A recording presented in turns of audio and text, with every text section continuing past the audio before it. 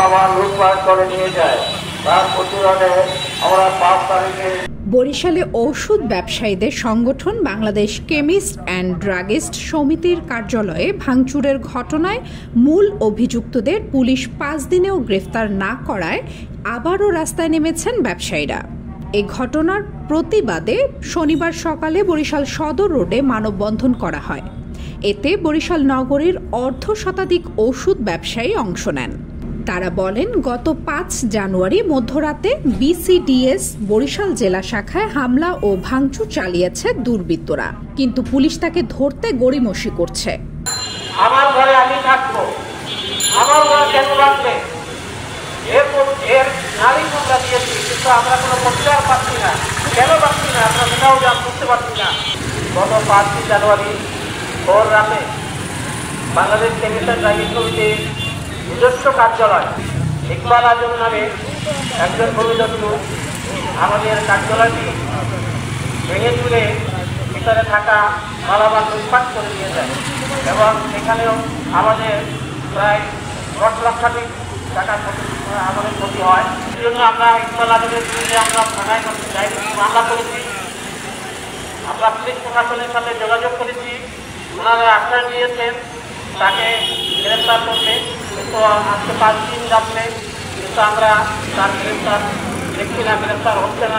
ইকবাল আজম খান নামে একজন দুর্বৃত্ত ভূমিদস্যু আমাদের বাংলাদেশ কেমিস্ট অ্যান্ড ড্রাগিস্ট সমিতির নিজস্ব কার্যালয় ভাঙচুর করে দখল নেওয়ার একটা অপচেষ্টায় লিপ্ত ছিল।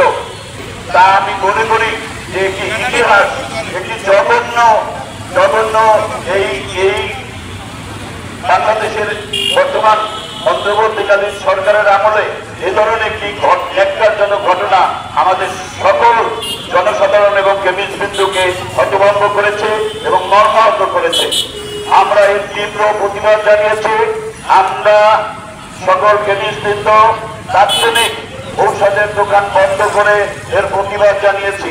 তখন পুলিশ প্রশাসন, বিশেষ করে পুলিশ কমিশনার মহোদয় এবং এডিশনাল ডিআইজি আশরাফ সাহেব আমাদেরকে নিশ্চয়তা দিয়েছিল যে 24 ঘন্টার মধ্যে প্রধান দুষ্কৃতকারী ইকবাল আজম খানকে গ্রেফতার করে দৃষ্টান্তমূলক শাস্তির আওতায় আনবে। কিন্তু আজকে 11 তারিখ আমরা কেন্দ্রীয় ভরাক্রান্ত মন নিয়ে বলতে চাই যে আমরা তাকে অ্যারেস্টের ব্যাপারে কোনো লক্ষণ আমরা এখনো দেখতে পাই। এর আগে গত 5 ডিসেম্বর এ ঘটনায় বরিশাল নগরীতে ধর্মঘট পালন করেন ওষুধ ব্যবসায়ীরা।